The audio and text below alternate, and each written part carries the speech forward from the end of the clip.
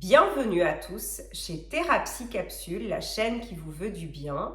Ici Vanessa, votre psychopraticienne préférée, je l'espère. Je suis certifiée en PNL, en hypnose, en thérapie conjugale et familiale et en plein d'autres choses.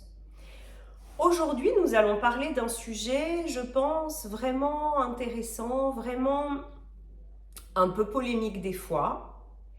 C'est le narcissique spirituel. Narcissique ou personnalité narcissique, perverse narcissique spirituelle.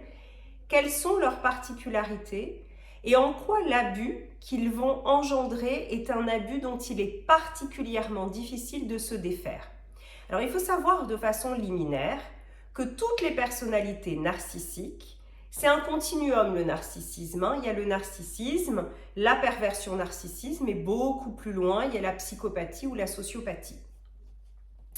Dans ce continuum, le narcissique ou pervers narcissique spirituel a une place à part.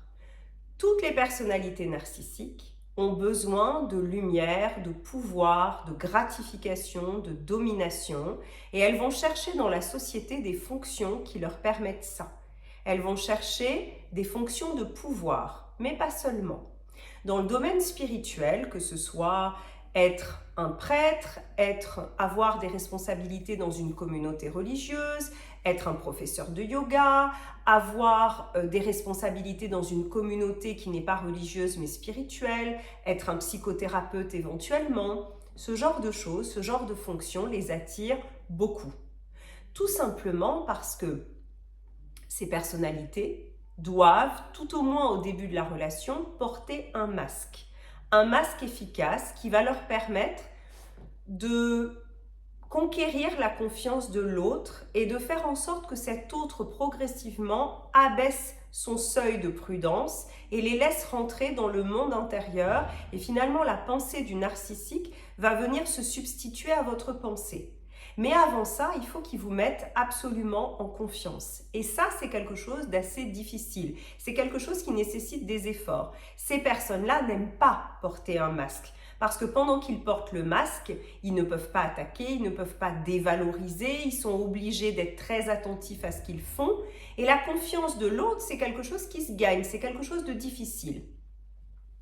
Dans le monde de la spiritualité, dans ce monde-là, en fait, le fait de revêtir un habit, un rôle particulier dans une communauté spirituelle, ça donne un masque parfait. Ça veut dire que le loup là, il est déguisé en agneau et c'est un déguisement qui tient la route et qui tient la route sur le long terme, et on va voir pourquoi.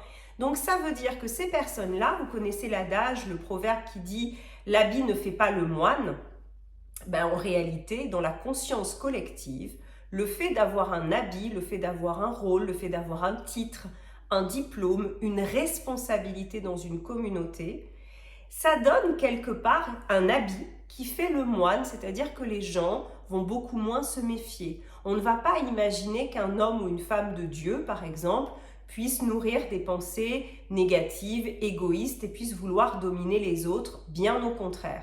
Donc du coup, ça donne un avantage immense à notre narcissique spirituel, puisqu'il avance masqué et que les personnes qu'il va rencontrer, ce sont des personnes qui vont souvent se laisser prendre. Souvent, en fait, ce sont des gens qui vont maîtriser une connaissance particulière, peut-être les Écritures, si on parle de la Bible ou d'un autre texte sacré. Ils vont utiliser ces références-là et aux yeux de la plupart des gens, et c'est bien normal, on va associer cette connaissance à la sagesse et au fait qu'on peut faire confiance à cet individu. Or, ce n'est pas du tout vrai. Quelqu'un peut maîtriser des connaissances livresques et il peut ne pas du tout les avoir intégrées spirituellement et au fond de son cœur et dans son âme. Et les narcissiques spirituels, c'est exactement ce qu'ils font. Ils s'occupent de trouver, grâce à des croyances spirituelles, une position particulière dans une communauté ou au sein d'un groupe. C'est souvent au sein d'un groupe. Ils vont avoir des fidèles et ces fidèles vont accueillir les nouvelles proies en leur donnant des gages, en leur disant « tu vois, il est extraordinaire, il m'a aidé, il m'a guéri, il m'a extrêmement bien conseillé ». Donc d'emblée, quand vous rentrez, Vous avez cette personne que vous allez rencontrer, ce narcissique spirituel, il a quelque part des fidèles qui vont beaucoup vous rassurer.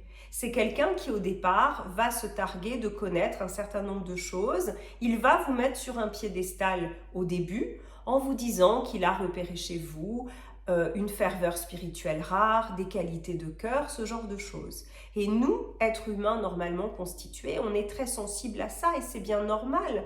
Souvent, les personnalités empathiques sont aussi des gens qui ont une envie spirituelle, une envie d'absolu, une envie de solidarité, de fraternité. Et là, cette personne-là, elle va parler ce vocabulaire-là. C'est des mots et des valeurs qu'elle va énormément utiliser. Elle va utiliser ces valeurs pour les détourner.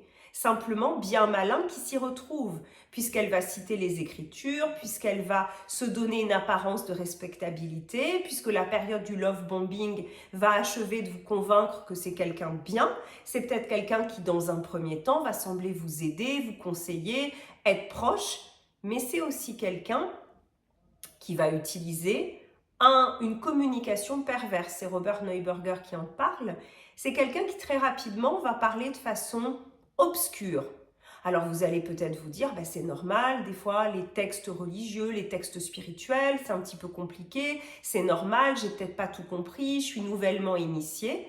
Ce qui lui donne, lui, une supériorité, parce que du coup, il sait toujours tout, vous ne savez rien, et progressivement, le gap va s'étendre. Lui, il est là, lui ou elle est là, vous êtes là. Cette personne va parler quelque chose d'abscon, qui est difficile à comprendre.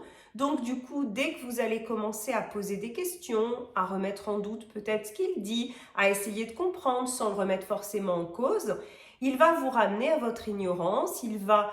Du coup, souvent, c'est des connaissances creuses. Derrière ces connaissances à lui, il n'y a rien.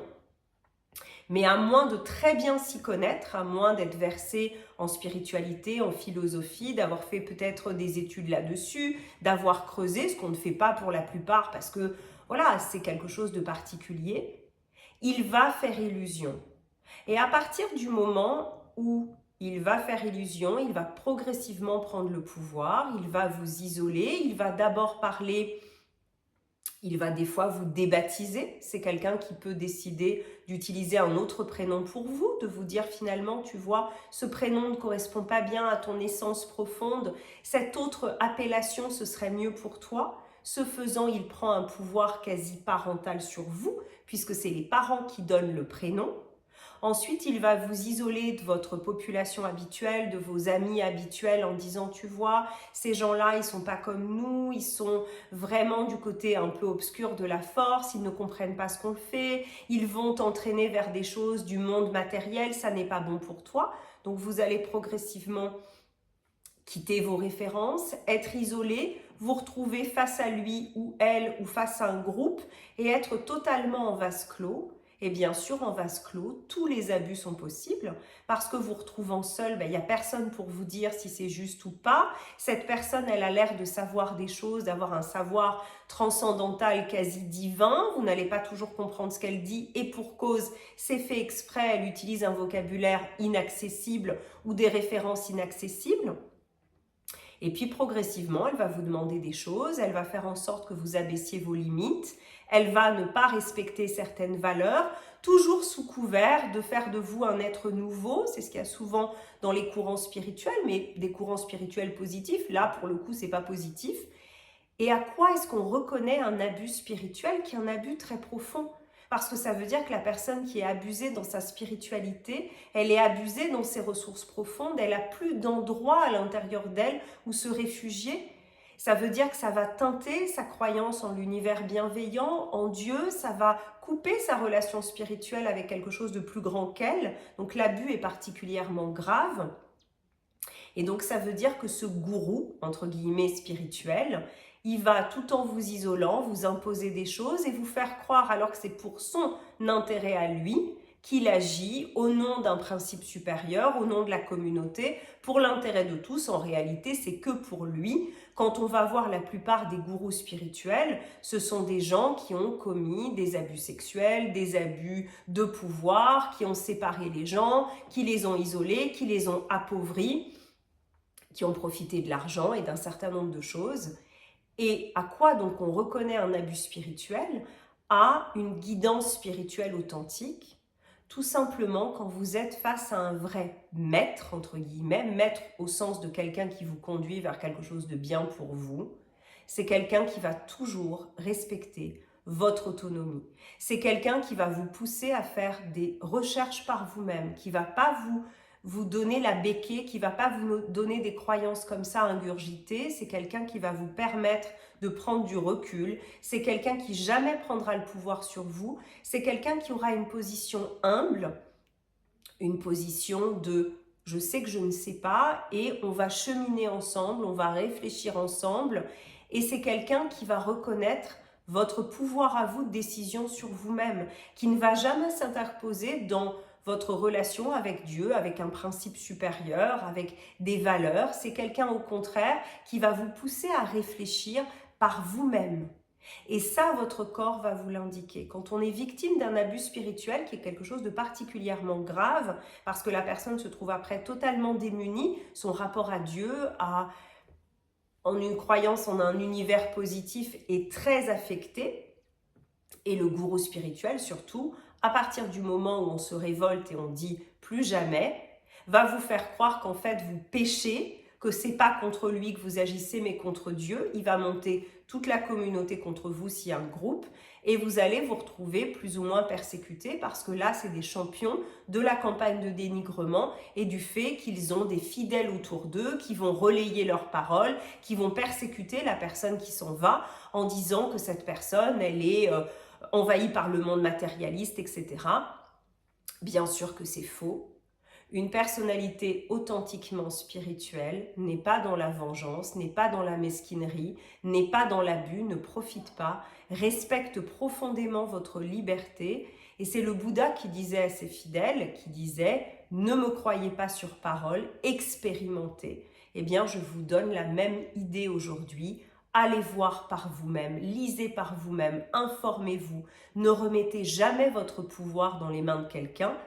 Les vraies figures spirituelles sont rares et on les reconnaît par leur humilité et par le fait qu'elles s'effacent derrière le cheminement de la personne et par le fait qu'elles ne détiennent pas la vérité. La vérité, c'est une quête, c'est quelque chose qui s'acquiert, c'est quelque chose qui est individuel et qui se recherche. C'est quelqu'un qui peut vous mettre sur le chemin, mais c'est absolument pas quelqu'un qui peut cheminer à votre place et vous dire quoi penser. Je vous embrasse.